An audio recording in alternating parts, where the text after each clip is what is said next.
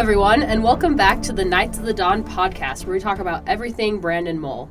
Today, we're going to be talking about Book 2 of the Fablehaven series, Fablehaven, Rise of the Evening Star, and we're going to be talking about the first 4 chapters in the book. Mm-hmm. I'm Jessica. And I'm Megan. And we are super happy to be here today. All right, but forewarning, we are currently in an area with a lot of construction going on around us, so we are currently in a sound booth, but we don't know how much of that sound's going to get through, so we just want to warn you guys in advance. So if you hear random thumps or something in the background, it's people renovating around us. Yes. It's really annoying. And also, I don't know why, but we're both really discombobulated right now. I am very tired today. We're just kind of out of it, so this is going to be an interesting one. Probably going to be a little bit shorter, but this is going to be interesting. An interesting episode, maybe. Mm-hmm. Maybe not. Hopefully it's entertaining. Ideally. Yeah. All right, so talking about the intro to the first chapter. Well, not the intro to the first, just like the intro to the book, which is the first chapter. Case in point, you can see. Okay, the first chapter of the book. Yeah, it's called The New Student. The New Student. I really like how this book starts just because, like, Kendra is, like, kind of, like, reflecting on, like, just, like, how much has changed because, like, it's not even just the fact that like, now she knows, like, there's this bigger world out there. Yeah. It's not like Peter Parker just wanting to join the Avengers so he doesn't care about school anymore. She's just like, no, I got the confidence boost. Like, she's now coming out of her shell a lot. Like, and she has more friends now. Like, she isn't as much of an introvert. And I think that's really interesting. Like, what saving an entire, like, magical preserve will do for your social status. Well, not even, no one knows, though. So it's I know, that's the crazy thing. Yeah. But yeah, no, it's kind of fun. We see her just, in school, at the end of the year. And reading this, I was like, man, like, the last week of school was the best and the worst because you'd be done with school, basically, but then you still have to go sometimes. Yeah. Though honestly, a lot of people skipped. My parents never let me skip. I could never skip. Yeah, my mom never let me skip, but I had a lot of friends who just never showed up to the last week because we never did, like, finals. It was always, like, a couple weeks before the end. Anyway, the new student shows up. Mm-hmm. His name is Casey Hancock. It goes by Case because he's cool. Case. He's too cool for school. But Kendra immediately knows there's something fishy about him because he is revolting, apparently, in appearance. And I love how they immediately point out, like, how different Kendra is now. Not even just in the social part, but, like, she is, like, been changed magically. Yeah. Like, because, like, they mentioned at the end of the last book, but it's not really harped on, where, like, she can now see magical creatures without the assistance of the magic milk. Yeah. Which is, in Grandpa's eyes, from what we hear, a blessing and a curse. Because ignorance is bliss, and knowledge can bring trouble. Yes. So, in this case, though, Kendra sees it as more like, now I can protect, like, some people. She knows there's something going on. I love that I love that she immediately goes to Seth, being like, okay. And I can imagine she kind of does it with a grain of salt, like, takes it with a grain of salt, like, ugh, the one person I can talk to is my... is my little brother. The little dynamic where he's like, why are you talking to me during school? But as soon as she says it's Fablehaven stuff, he says, okay, let's go. This is, like, serious. He leaves his friends, and he just says, okay, we're good. And I'm like, dang, like, I really like that. Like, it does feel like a bit of an older Seth, like, from the last book. Oh, yeah. Like, especially from, like, what we got in the first bit of the first book, he does seem to have matured a bit more. Has been a year. Mm-hmm. And I do like that part of that he attributes to, like, the fact that he's no longer the ruler of the roost of the elementary school. He's the bottom of the pecking order at the middle school. Yeah, got to work his way up. Mm-hmm. I just thought that was interesting. Yeah, it's fun. Yeah. So, Kendra is like, why is this, like, goblin all of a sudden in my... space. Like, in my class, and then he starts, like, talking to her friends, and it is kind of like...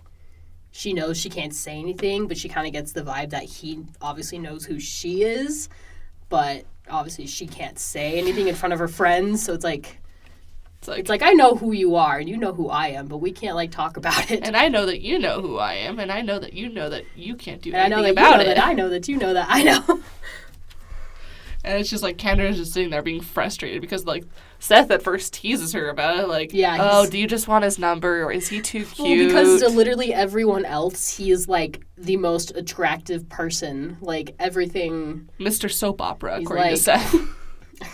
What Seth actually says, he's like, he is cute, Seth gushed. What does he look like? He has the dreamiest eyes. Knock it off. See, that there, I don't know if he's teasing a little bit. It's him being sarcastic, but also, like, just being like, oh, yeah, no, he is attractive. Like, he's got a that handsome guy. He's got that look where he's, like, a little bit of a bad boy. Like, his hair's a little bit messy, but it's on purpose. But yeah, it was just Seth being, like, being Seth. But it is like, funny. Just to make sure, like, you're not just pulling my leg, right? Like, you're not just, like, looking for this guy's number. But, yeah. I thought it was funny. Like, just, like... Especially because this is, like, 12-year-old Seth. This is a 12-year-old. He's just funny messing with his sister, being like, are you sure? He's actually, like, disgusting. So, yeah.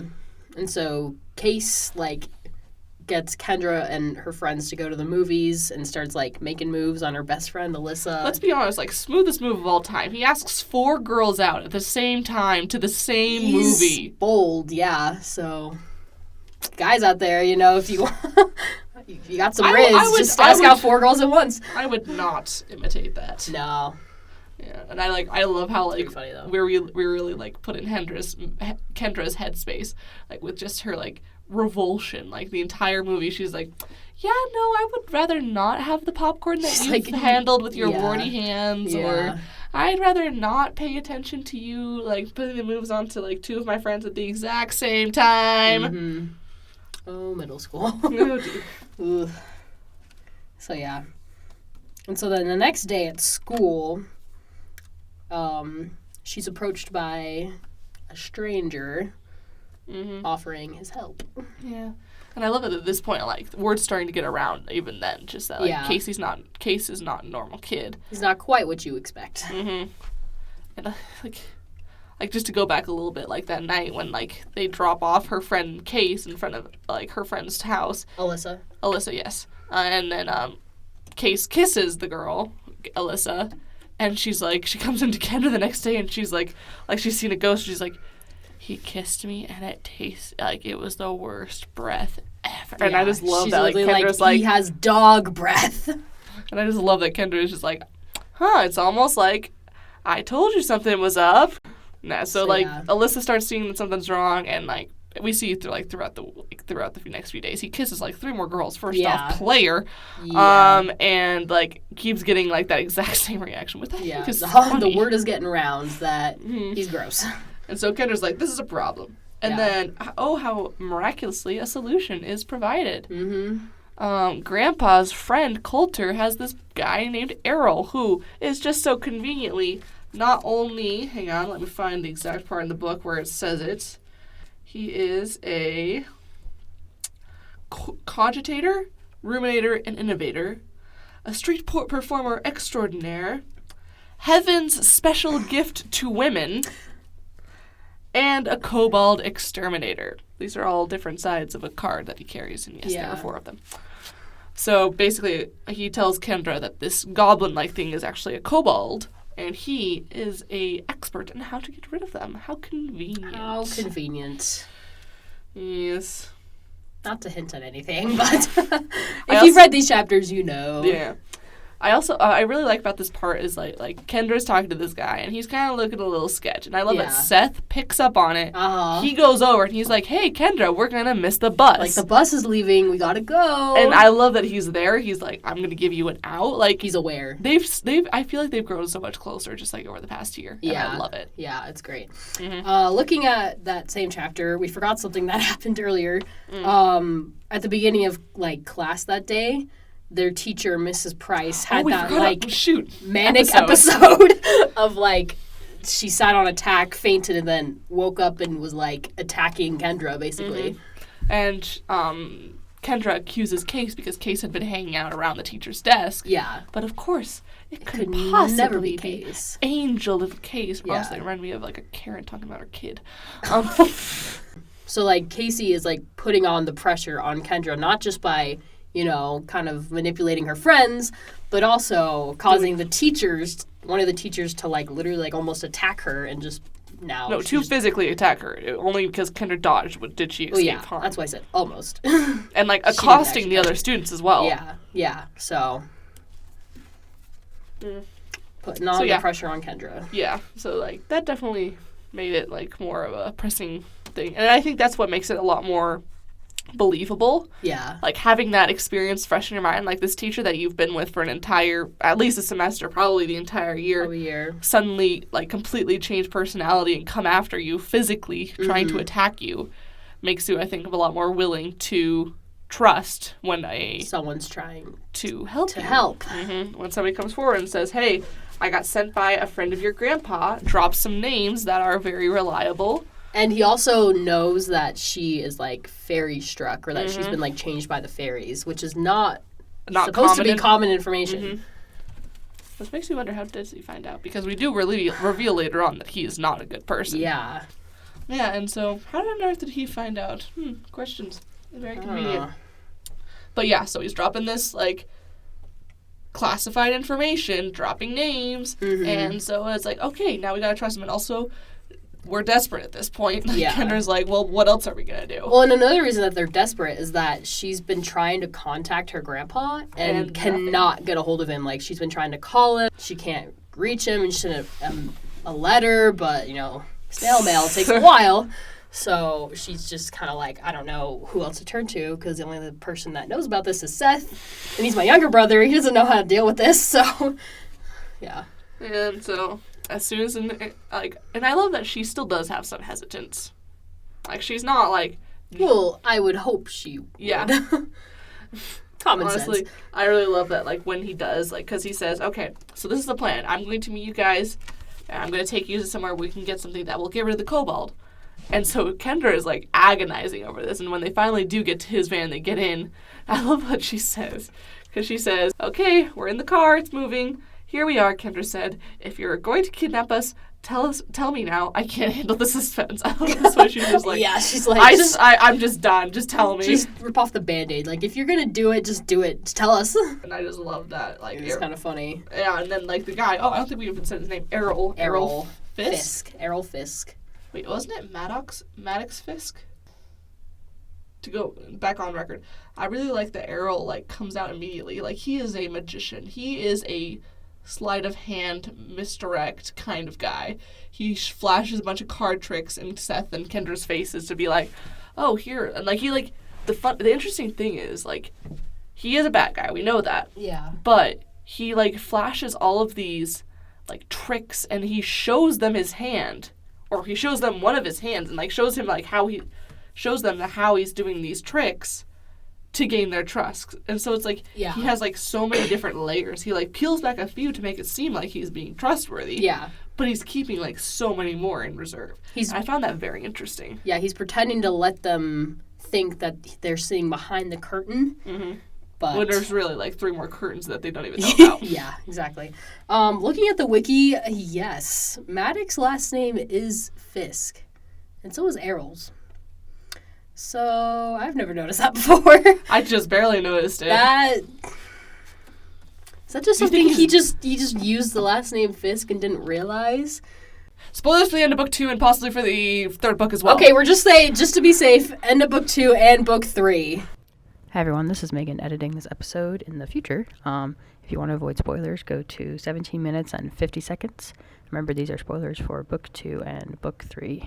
Could there be a third? His name isn't actually Errol, though. We learned that later in the book. Christopher Vogel. Oh, okay. Remember that? So, because maybe he knew that, like... So maybe he was trying to covertly connect himself to Maddox? Okay, this is probably going to have to go off the... Yeah, I think he might be, because the Sphinx would know that Maddox had gone met because he sent them with a letter. That's true! Oh my gosh! He's so good! Wait. This is... I've never realized that before. Okay, we're going to have to do a spoiler warning at the beginning of this. Did the Sphinx tell the guy...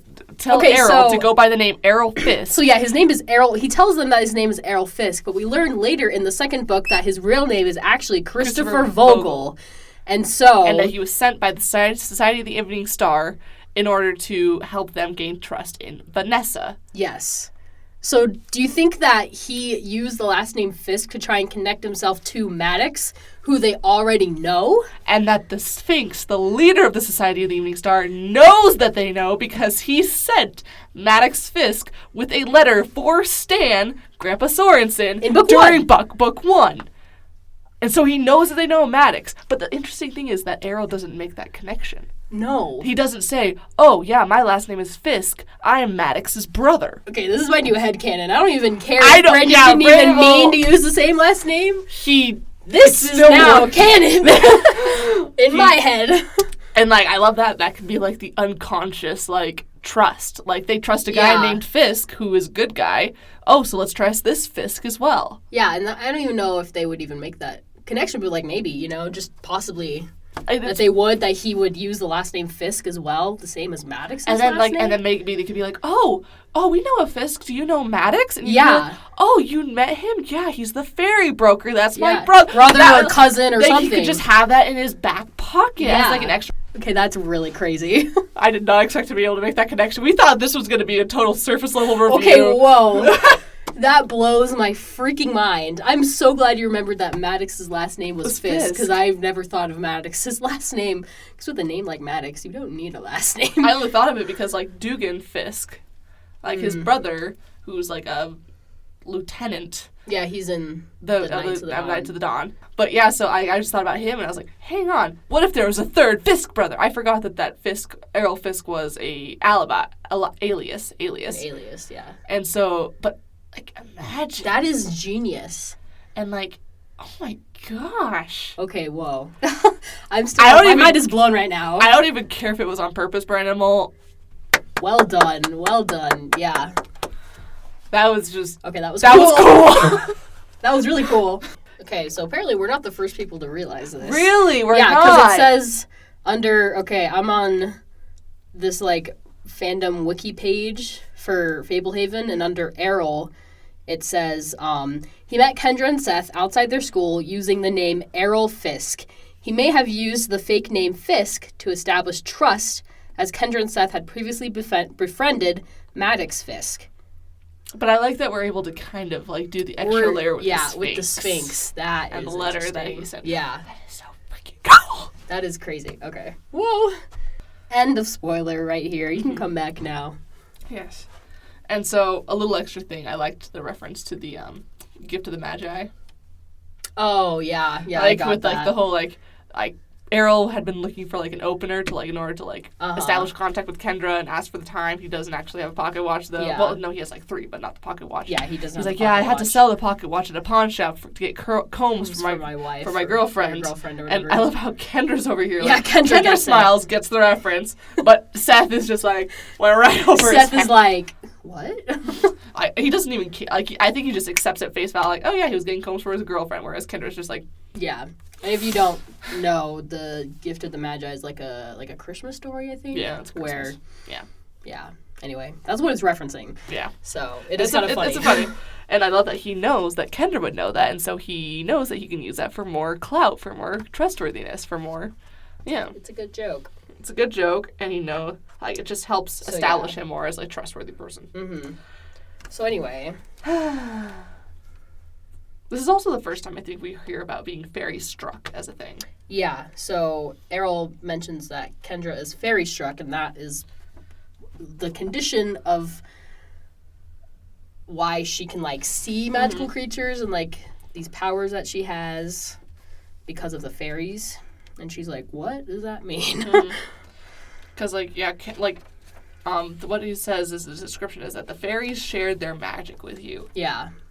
One small complaint that I get with this series is that we never really learn what that is, what that means, what she can do because of it. Like, eventually we get some more stuff, but it's just like... Yeah, it's kind of left up to, you have magic. Yeah. It's okay. Yeah. Like, a few, like, convenient things that she's now able to do that nobody else can. Yeah, and so we get a little extra thing on being fairy struck, and it's interesting. But yeah, like I said, I would like to get a little bit more than we ever do. But it's okay. I get that there are other things that we gotta do. I get it. She still has cool powers. Anyway. She does. And we find out more about the left later in the book. Learn of later. And so, okay, so Errol is like, in order to get rid of this kobold guy, you have to go to this mortuary, sneak in, steal a frog statue, give it to the guy as a gift, and he will leave. Oh, and don't forget, the guy who runs this mortuary is apparently a Viviblix, which is somebody who can animate the dead. Yup. Can create basically zombies. And a perfect place, too, with the mortuary. And I'm just like, okay, I get why you're doing this. I get that, like, rereading this, I'm like, I get you're a bad guy, but, like, you couldn't have made it a little bit simpler? Like, or I guess they couldn't really, but, like, no. I find it, like, interesting even that, like, I know Seth is stupid brave, but that's stupid even for him. Yeah, but Seth hasn't had an adventure in a year. He wants to, get going again. Fair. Yeah, so, like, yeah, I like, and also, this is our first introduction to the concept of blixes. Yes. Which is, as Errol mentions, what they think where the concept of vampires came from. Mm-hmm. Because apparently what they can do is, if a Viviblix specifically that we're talking about in this case, biting a corpse, which is not great, if they bite the corpse, they have the power to animate it. And later on, I think in the series, we learn about, like, necroblixes, lectoblixes. Yeah, there's, like, a small description that I'm looking for in the book. Let me find it. Okay, I found it. So this is right before Seth has to go into the mortuary. Mm-hmm. He says, "So what exactly is Archibald?" Kendra pressed. "Hard to say for certain. Most likely a member of the Blix family. He might be a lectoblix, a species that ages swiftly and must drain the youth of others to survive, or a narcoblix, a fiend capable of exerting control over victims while they are asleep. But given his residence, my best guess would be that he's a viviblix, a being with the power to temporarily reanimate the dead. Like the vampires of legend, blixes connect with their victims through a bite. All varieties of blixes are highly uncommon, and here you are with one just a few miles from your home." It's not something to be excited comforting. about. Not something to be excited about. But, just a fun little linguistic tidbit. Yeah. Viviblix in Spanish, to live is vivir. Mm-hmm. So it's got the same stem. And just then also narco, like narcotics or narcolepsy. It has it's a sleep thing. And lecto? Lectoblix. I'm looking up this prefix lecto just to be because I'm interested because if the other two have Latin prefixes. I read or gather. To gather, that could make sense. Interesting. Looking up the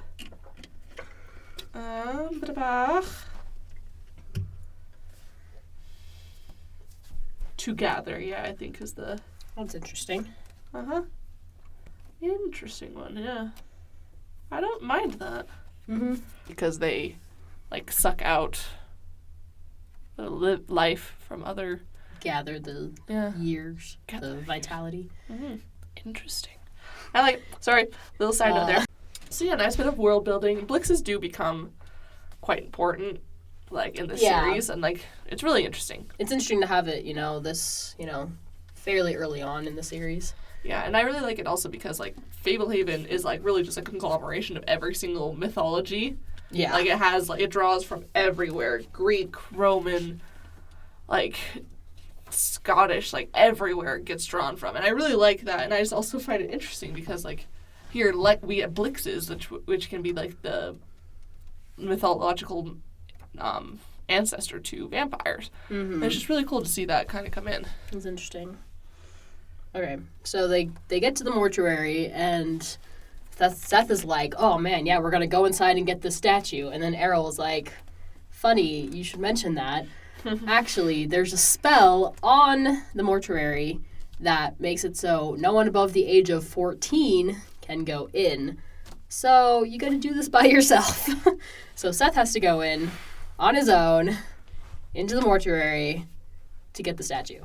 And I also really like here, like, he's not as, like, brash and, like, like, just, like, brave stupid as he usually is. Like, he's like, when I was told that this was going to be an Errol Kendra coming with me kind of thing, he was, like, excited. Mm-hmm. But now that I'm going alone, because, like, oh. it also kind of references, like, the first book where he was like, when Kendra's around, he kind of gets to put on that, like, brave, show, yeah. that brave face for her. Yeah. But now that he's alone, like, it's the second or third time we've kind of seen him, like, kind of, like, deflate a little bit, like. Mm-hmm.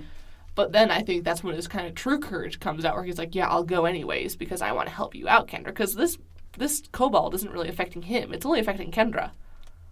But he's like, no, I'm going to help my sister out and do this dangerous thing for her. Yeah. So I really like that. So, yeah. And to be able to move the statue, he has to feed it. And so Errol gives him a dog biscuit. And then what does he find inside of the mortuary? A dog. A dog. And so he's like... Because I'm not going to have this serenity conversation with a dog. It's one of those mop dogs. Like, it looks like a mop. Mm-hmm. It's kind of funny. Yeah. And I love that Seth is, like, quick thinking. He's like, okay, this dog could kill me. Sit! I love how he just, like, immediately, like, just, like... He's like, okay. And the fact that the dog listens and he actually, like, makes friends with it the way where, like, it follows him around and, like, is like, oh, I want another half of the dog biscuit. And it's just like, nope. And I just thought that was funny that, like, Seth is, like, that's what he excels at. He thinks on his feet and he adapts and he makes things work. How do I handle this situation?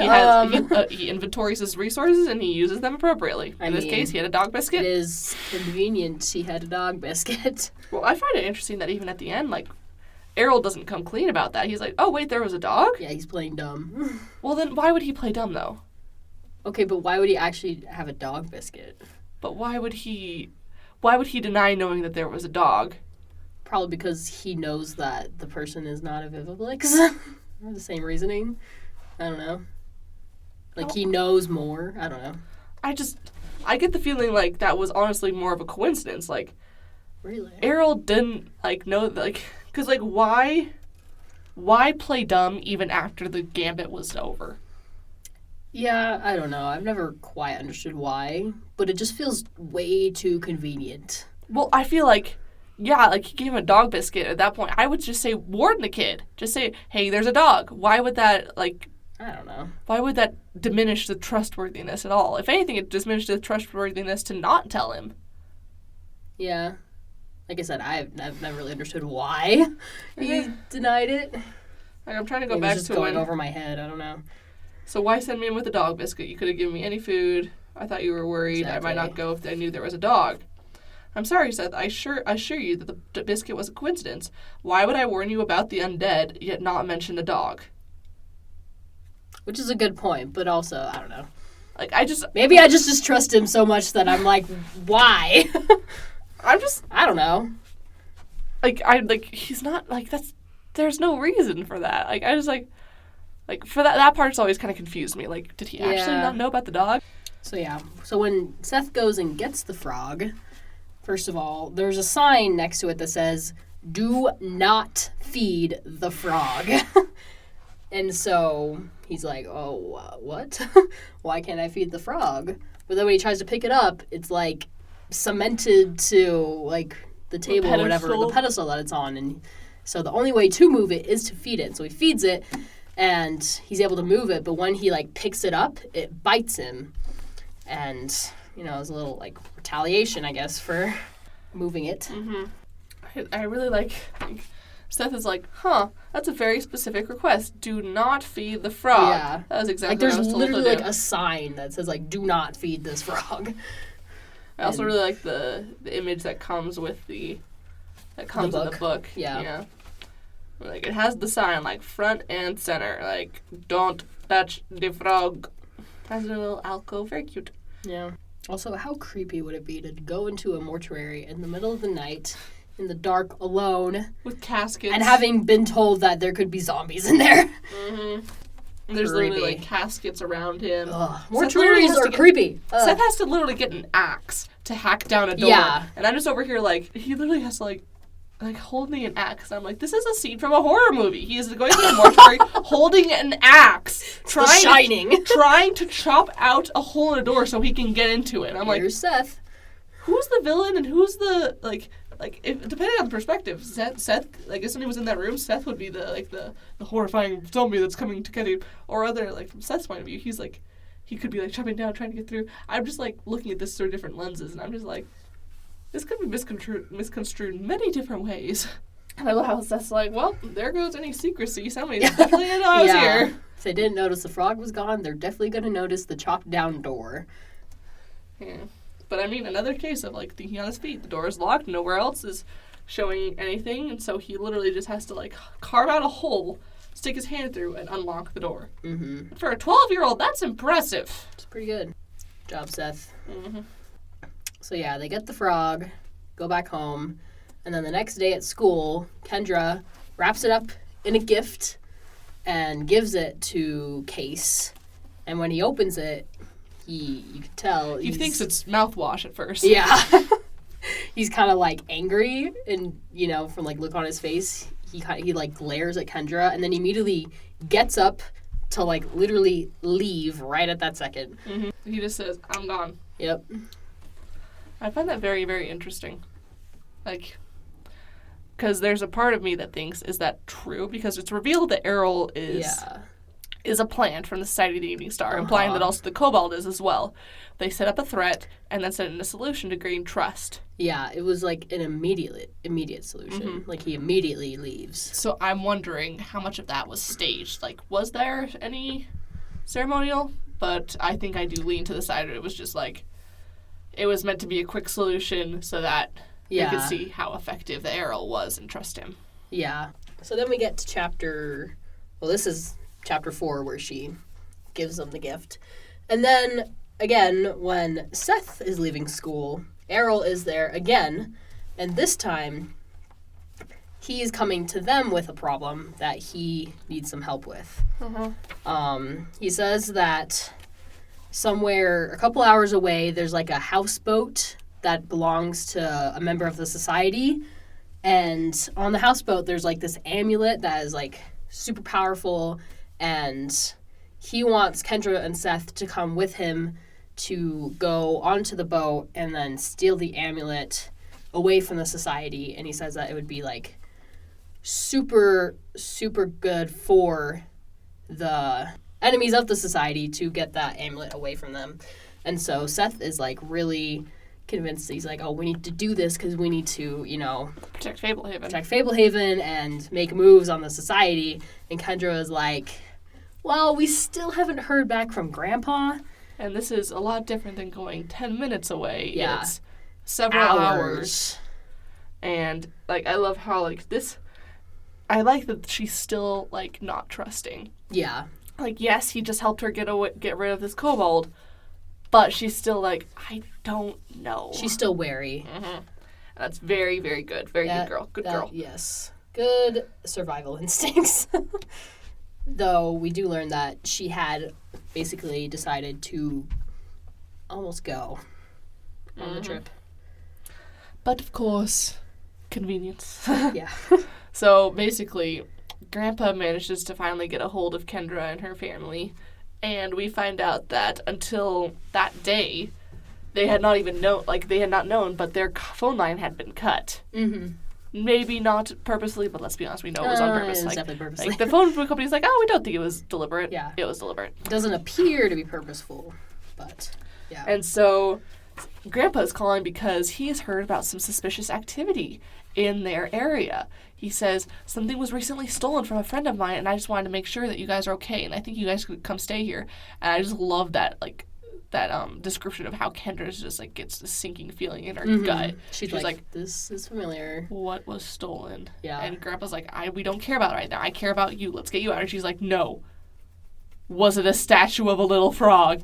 And Grandpa, I just love, like, there's, like, a second of silence before he goes, oh, Kendra.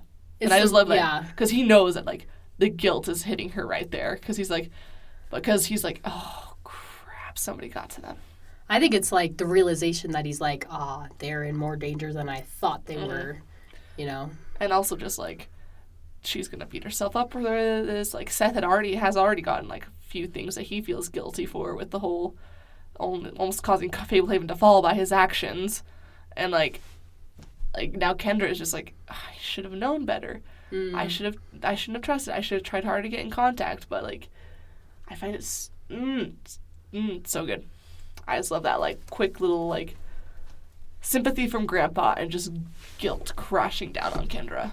In order to rescue them from the situation, Grandpa says that he's sending his friend Vanessa Santoro to come and pick them up that night and take them straight to Fablehaven, because the sooner that they can get out of there, the better, because the society is closing in on them. Mm-hmm. And so it takes a couple hours for her to get there. And this is actually the same night that Errol wanted them to go with him to the house on that mission. And so he's like waiting not far from their house for them to come. And he's like, oh, if you don't show up, that will like tell me that you don't want to come. But then he actually like calls them. He calls Kendra, pretending to be like one of her friend's parents. Line, in order to be able to talk to her. And then as he's like calling her, Vanessa pulls up, and he's like, "Oh, is that a family friend or something?" Like he is. That's one suspicious. Heck of a car. And so she's like, "Oh yeah, I don't know," and then she kind of like hangs up and is like, "Oh crap! Now he knows that we're leaving. We got to get out of here." Mm-hmm. And it's just like, I love how, like, Vanessa's there and she plays the coy. Like, she comes up and she looks like this cool, suave, take care of business chick. Also, so she is, like, gorgeous. Yes, and, that's right. like, Seth literally, like, stops in his tracks and is just like, hello. Like, immediately in love with her. Mm-hmm. And so, I just love that, like, as, like, they're getting this stuff in the car, Vanessa is doing all the right things, like, playing it smooth and, like, talking calmly, like, just like any family friend. But as soon as, like, it's just her and Kendra, like, Vanessa, like, looks at the car and she, like, looks back at Kendra, like, yeah, I know. And then she gives the code word, kaleidoscope. Yeah. And Kendra's like, and that's her, like, and I love, like, Kendra's trust is kind of shattered right there. Like, she does not get in the car until she hears that word. Mm-hmm. And then she's like, okay, let's go. She's like, okay, I can trust you. Mm-hmm. And then immediately, Vanessa's like, you know, puts her game face on and real of like, okay, how long has he been there? We got like, including the sunglasses. Yeah, she puts on the sunglasses. And then Seth is like, isn't it a little dark for sunglasses? It's like 10 p.m. She's like, night vision actually. Mm-hmm. Which is sick. Honestly. She's like, I'm going to cut the lights and we're just going to go. I know. And I was like, let's go, queen. And it's so cool. And then so Vanessa goes straight like race car driver or like demolition derby. I don't know. This woman is a queen on the road. Fast and the Furious. Honestly. But it's just so like Vanessa is just killer. Love her so much. But then like right after they like get away from their house, they are then ambushed by this like monster called, well, she calls it a Dullian, which is kind of like a golem, like how Hugo is, but it's made out of hay. And it's kind of funny because Seth hasn't had milk, and so he's like a haystack. Like he's like a haystack, which is kind of funny. But then it's like standing in the way of the road, like stopping them from getting away, and that just tells you again the society is closing in, and they're trying to get the kids. Which I mean makes sense because now that they like being fairy struck, as they think that Kendra is not common. No. And that has powers associated with it, and they went through all the effort trying to get the kids to trust Errol, so why not, they're going to want those kids. Well, and also, he was definitely going to, like, kidnap them if they were going to go with him. Like, it was all, like, a fake story, so they're still trying to get them. Mm-hmm. And so Vanessa does some, like, maneuvering and, like, gets past the monster, and then she's like, we'll be there in 2 hours, which is, I think, like a 4 or 6 hour car trip or something like that, usually. And I really like how, like, Kendra is, like, shell-shocked. Like, we barely hear from her after they get past the Dullian, and Seth's like, that was awesome! Yeah. Seth being Seth. Seth being Seth. And I also love that, like, right after, Vanessa's like, oh, by the way, here's some milk. And Seth's like, seriously? You couldn't have given that to me before? Like, as soon as we got in the car, you couldn't have got it so I can see the cool, like, the cool monster. Straw golem. Like, come on.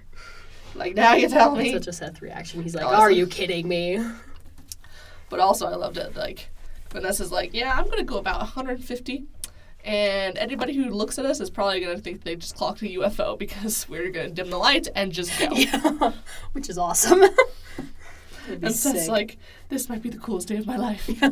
Except that I don't have anywhere to put my legs because it's a sports car. Yeah. I love that. We've been kind of mentioning it throughout, but are there any good Seth quotes that we haven't mentioned that you really liked? Because we always need some more Sethisms. Okay, back in, I think the 3rd chapter, Seth just got back from the mortuary with the statuette. Kendra's like, you were in there for a while, I was getting worried. And Seth's like, I found a computer and played some video games. And Kendra's like, seriously, while we were out here stressing about you?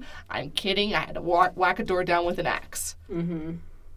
And I'm like, Kendra's over here probably thinking, was he serious? I can't tell if he was serious. Because, we know he was serious, but does Kendra? Yeah. So, yeah, I liked that. I was playing some video games. Of course I wasn't trying to stress you out. In chapter 4, when they're waiting for Vanessa, Seth is going through his emergency kit, and he has, the firecrackers and stuff, and Kendra is like, you really think firecrackers are going to come in handy? Seth is like, you never know. I get it, Kendra said. Someone might want to have an early 4th of July celebration. Seth shook his head in exasperation. Yeah, or we might need a diversion. And then it says, then he held up a couple of dog biscuits. I had these since the mortuary. I might have been eaten alive without one. He learns. Yeah. Slowly, but he learns. So funny. I also, for future adaptations, I really hope that they, make his emergency kit, just a big character trait of his, at least for, the first couple books, because it really is, That's his... I love it so much. I love his emergency kit and how he always has, firecrackers and stuff.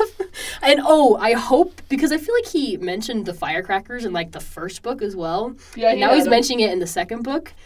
I want, in, the future movie or TV show, I want him to use the firecrackers for something. I'm so sad that he's never used them. It's the perfect opportunity. He always brings up that he has firecrackers. He needs to use them. I would love to see him, use them, in Fablehaven. Because they're, basically kind of magic to people who've never seen them. That's, his argument. He's like, I will look like a wizard. I have mirrors. I have firecrackers. And so to, use them against, a magical creature or something as a diversion, it would work, that would I feel actually be great, yeah. So, please, whoever makes this in the future... Do it. You make Seth use his fireworks and his firecrackers. And also, when his dad confronts him and when he's putting him back into his emergency kit, are those firecrackers? Just little ones. Just little ones. He's like, it's fine. Also, when Seth first comes up to Errol and Kendra when they're talking, he's like, who's the ringmaster? That was really funny. I'm like, because, Errol is dressed up he's dressed up pretty crazily, so that was funny. Oh, here you go. Another Sethism. A few more strokes with the axe, and he had chopped out a hole in the door large enough to reach his hand through. Seth wiped the handle of the axe with his shirt before setting it aside, just in case vampires knew how to check for fingerprints. He's covering all his bases. For some reason, when I first read it, I thought it said zombies, but vampires works too. Yeah, that's funny. Forgot about that one. Alrighty. Well, this concludes our analysis of the first 4 chapters of The Rise of the Evening Star, which honestly, we need to talk about that title. That is a sick title. It's a good title. Uh-huh. All of his titles are really good, honestly. I like this book a lot overall, just a general... this is one of my favorite. Starting to reread this, I was just thinking of, everything that happens later in the book, and I was like, this is actually, a really solid sequel. It's really fun. And it sets up... the first book set up a lot of the... The first book had a hard job to get a lot of the world building good, and I think it did a good job keeping it very localized with Fablehaven. Kind of get you acclimatized. Book 2 does the same thing. It keeps it in Fablehaven, but it goes so much deeper. It says... And grander. And it says we're just gonna... we're gonna stay in Fablehaven, but we're gonna take it to a global scale. Yeah. Both by bringing in new people, like Vanessa and the other characters we meet later on. Which we'll meet next time. But also, through, the new plots that we're being involved in.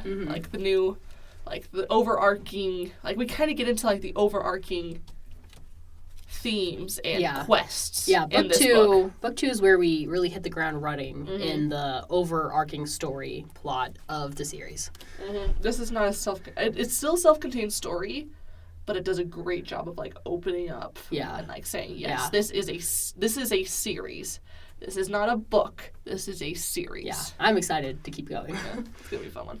All right, guys, thank you so much for tuning in for this seventh episode of the Knights of the Dawn podcast. We are super grateful for all of your continued support and downloads, likes, subscribes, everything. Every little bit helps, honestly, and it really makes our day just to see it. It's just super cool. Yep. So make sure to try and interact with this wherever you're watching, wherever you're listening. We would love to hear from you, both on the websites and also from our email, knightsofthedawnpodcast@gmail.com. No space, no caps. We will do our best to respond to you as soon as possible. And we just love it. We love seeing you. We love seeing your interactions. We love hearing from you. Mm-hmm. And you guys give us great ideas. So please feel free to give us any ideas or questions that you would like us to answer on the air. We'd be happy to. Yeah, let us know what you want to see from us, and make sure to subscribe to our YouTube channel. You can leave any comments and stuff. We like seeing comments there. And so, yeah. Have a great day and drink the milk. See ya.